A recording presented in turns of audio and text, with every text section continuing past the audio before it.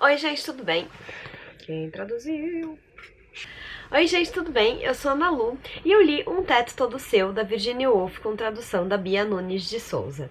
Esse é um dos livros que eu fiquei com vontade de ler desde que eu comecei a querer ler mais sobre teoria feminista e, enfim, todas essas coisas, mas eu acabei deixando ele de lado por muito tempo. Eu sempre pensava nele, mas nunca era ele que eu comprava, nunca era pra ele que eu dava prioridade.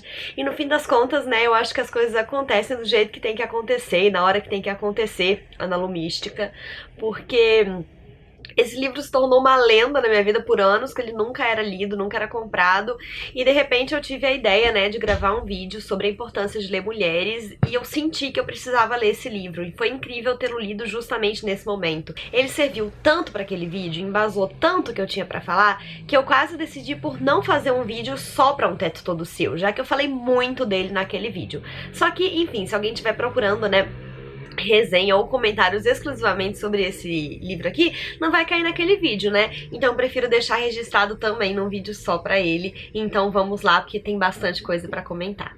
Bom, esse livro, né, ele foi montado a partir de 2 artigos que a Virginia foi convidada para fazer, para palestrar em 2 universidades de mulheres. E, na verdade, ela foi convidada para escrever sobre mulheres e ficção. E ela fez isso da maneira mais óbvia e inusitada ao mesmo tempo possível. Ela resolveu falar disso sendo uma mulher e escrevendo ficção.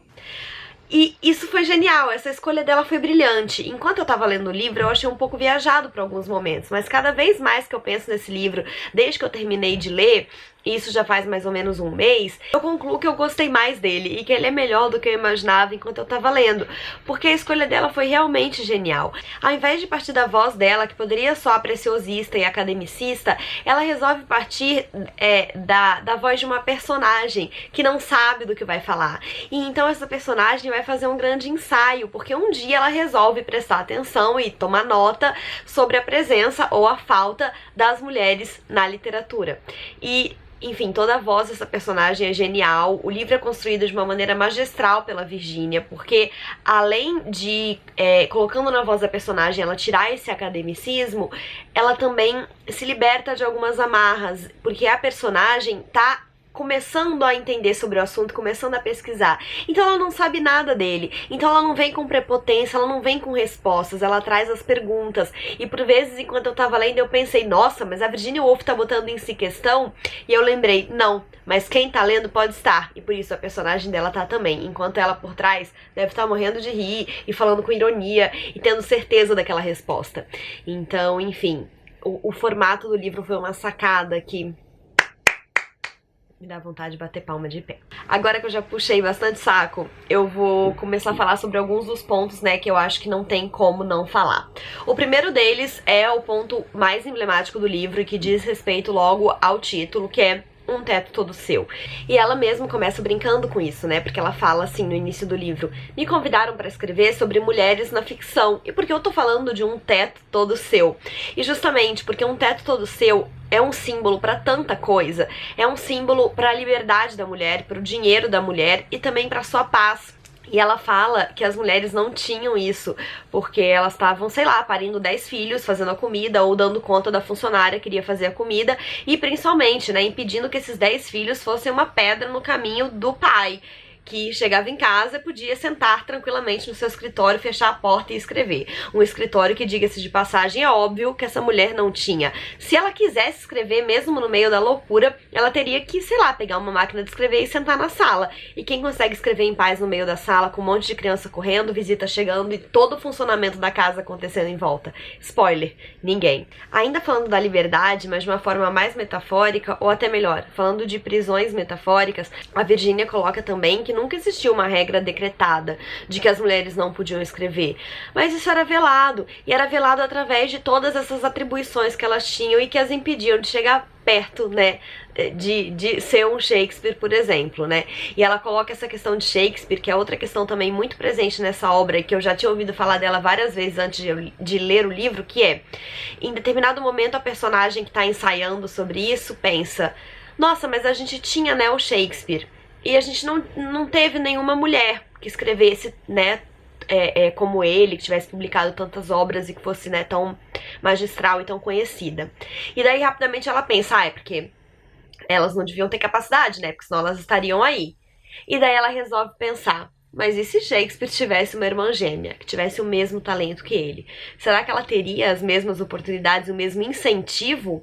Porque o Shakespeare tinha talento, ele tinha, né, uma família com dinheiro que pagou pra ele estudar nas melhores escolas e fazer curso de teatro, fazer tudo o que ele queria. Enquanto uma menina com o mesmo talento que ele, com as mesmas aspirações, provavelmente seria tida como, ai, que engraçadinha, olha só, essa menina quer fazer esse monte de coisa quando ela era criança. E seria tolhida por isso quando ela começasse a crescer. Então o que a Virginia coloca é que provavelmente sim, tínhamos muitas mulheres com talento de Shakespeare, só que muitas delas tiveram que esquecer esse talento dentro delas e se concentrar em lavar cuecas, porque se você permanecesse alimentando esse talento que seria tão frustrado, você acabaria morrendo, e é o que acontece com a suposta irmã de Shakespeare aqui, né, nesse ensaio que ela propõe, porque ela quer tudo que ele tem, ela pode ter tudo que ele tem, porque ela tem o principal, que é a capacidade, mas o mundo não dá chance pra ela. Então, isso é muito foda, esse livro é muito foda. Ela comenta bastante também sobre o subjugamento das mulheres na sociedade, que ok, mesmo quando elas decidiram sobrepor tudo isso e começar a escrever, tudo que elas faziam, e muitas vezes até hoje, era considerado menor. Por quê? Porque as pessoas escreviam principalmente sobre o que elas tinham vivido, né? Sobre as suas vivências, que era a bagagem que eles tinham. Os homens escreviam sobre as coisas que aconteciam na guerra. As mulheres escreviam sobre coisas que aconteciam na sala de estar. E quem foi que decidiu que as coisas que aconteciam na sala de estar não eram importantes? É porque elas são tidas como femininas. E tudo que é tido como feminino sempre foi considerado menos importante. E aí, né, não preciso nem dizer que, afora todas essas questões da literatura, a Virginia consegue, no seu livro, traçar muitos paralelos em relação aos contextos políticos e sociais e desigualdade de gênero que a gente enfrenta, né? Porque tudo que é feminino é considerado menor. Até hoje tem gente que fala que um homem escrevendo sobre o ponto de vista de um homem está escrevendo sobre o universo, enquanto a mulher escrevendo sobre o ponto de vista de uma mulher está escrevendo sobre uma mulher e para uma mulher, né? A gente tem aí velado dentro dos gêneros literários a famigerada categoria livro de mulherzinha. E a gente é metade da sociedade, a gente não é um nicho, sabe? E por que que uma mulher escrevendo sobre uma mulher é só pra uma mulher ler?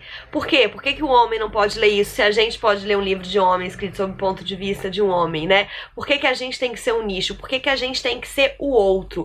E a Virginia coloca tudo isso. Além da questão das mulheres produzindo a literatura, outra questão muito importante que ela aborda é a questão da mulher enquanto personagem da literatura. Porque até no momento em que as mulheres começaram a escrever, os homens só faziam, né, personagens míticas, né, mulheres, assim, poderosas, incríveis, que nada tinha a ver com as mulheres que eles tinham em casa, porque eles não davam espaço para elas serem essas personagens. Mas mesmo que elas fossem míticas e poderosas, tudo que elas faziam tinha a ver com os homens que estavam à sua volta, né? Tudo tinha a ver com um homem. Então, é aquela coisa do teste de Bechdel, né? Pode uma mulher viver e com outra mulher e conversar com outra mulher e ter uma relação de amizade ou o que quer que seja com outra mulher sem que isso tenha a ver com um homem? Elas podem conversar sobre outra coisa? E aqui a Virginia coloca que até o advento da Jane Austen, as mulheres não eram amigas na literatura, elas não conversavam, elas não tinham relações, porque pra que duas mulheres iam estar ali existindo uma com a outra, se tudo que elas tinham que fazer tinha que ter a ver com um homem, né? E nossa, a mulher é muito mais do que um homem acha que ela é e do que ele estava disposto a representar na literatura deles. Então a gente teve também um grande crescimento das personagens femininas quando as mulheres começaram a escrever. Mas outra coisa importante, né, que eu ainda não comentei sobre essa questão da liberdade de escrita, metafórica ou não, a maioria das mulheres acabava forçadamente optando pelo anonimato por duas principais razões. Primeiro porque as editoras não queriam publicar as mulheres porque elas não seriam lidas, elas não dariam dinheiro, porque quem iria ler um livro de uma mulher? Então muitas vezes elas tinham seus nomes mascarados, né, com um nome que pudesse sugerir uma ambiguidade aí, tipo, sei lá, Alice Bell, como é o nome que a Charlotte Brontë usou para começar a publicar, ou até nomes claramente masculinos, como o de George Eliot. E além dessa questão do mercado e delas utilizarem nomes masculinos para serem publicadas, tinha a questão também de que a sociedade, o que a sociedade ia falar se soubesse que tal livro tinha sido escrito por uma mulher, né? E aí ela cita o próprio Jane Eyre, que é um livro muito forte, muito potente, e que, sendo assinado por um homem, ele é genial e indubitavelmente genial, mas sendo apresentado como escrito por uma mulher, a sociedade logo pensava, nossa, mas o que essa mulher tinha na cabeça pra escrever isso? Ela era perturbada, não sei o quê. Porque é um livro à frente do que se espera que uma mulher vá pensar. E já que eu tô citando Jane Eyre, eu vou me encaminhar aqui pro final com mais um comentário extremamente importante e ácido vindo da personagem, né, que é a Mary, enquanto ela tá reparando na literatura escrita por mulheres, que ela coloca que ela se irrita com os livros escritos por mulheres, porque é só dar voz pra uma mulher que ela quer reclamar da condição dela. Então, de repente, no meio de uma história, ela para pra reclamar direitos das mulheres. E aí ela cita um dos trechos mais emblemáticos de Jane Eyre, que é o momento em que ela fala que as mulheres têm as mesmas aspirações que os homens, né, de vida, de diversão, de liberdade e tal. E eu tento imaginar a cara da Virginia escrevendo isso, tipo, e colocando isso em xeque, mas sendo ela por trás dessa personagem. E eu acho muito importante que a personagem tenha pensado e dito isso, porque eu não duvido que seja o que muita gente pensa, ou pelo menos pensava.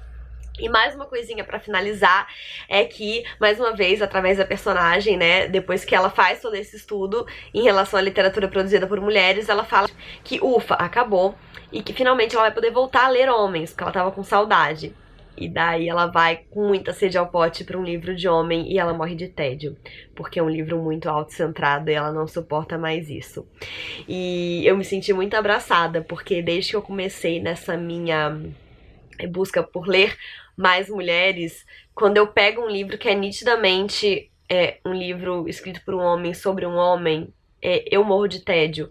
Eu gosto, eu não parei de ler homens, esse mês mesmo eu li 2 homens, eu li Uma Coisa Absolutamente Fantástica do Hank Green e eu li Se a Rua Billy Falasse do James Baldwin, e são 2 livros muito bons, mas porque eles não são centrados num personagem homem fazendo coisas, né? Eles são livros...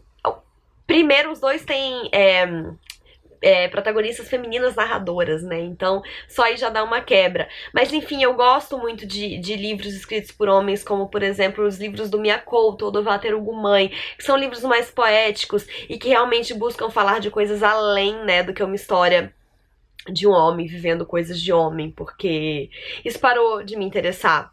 Porque eu comecei a achar, sim, que é muito autocentrado e muito preguiçoso. E se um livro é escrito por uma mulher, com uma mulher fazendo coisas, é totalmente deixado de lado pela sociedade, principalmente pelos homens, pra que eu vou ficar lendo um livro com um homem fazendo coisas de homem? Enfim, foi um livro que me gerou inúmeras reflexões. Eu acho que eu devo ter falado um monte de loucura aqui, me atropelando, mas enfim, é um livro que eu recomendo muito pra todo mundo que quer se aprofundar um pouco mais nessa questão do gênero, no estudo de gênero, na desigualdade e principalmente, né, pra quem também tem interesse em pesquisar literatura. Espero que vocês tenham gostado desse vídeo. Não esqueçam de se inscrever no canal se ainda não forem inscritos e deixarem um joinha se curtiram, porque isso ajuda muito o canal a crescer. Um beijo e até a próxima. Tchau!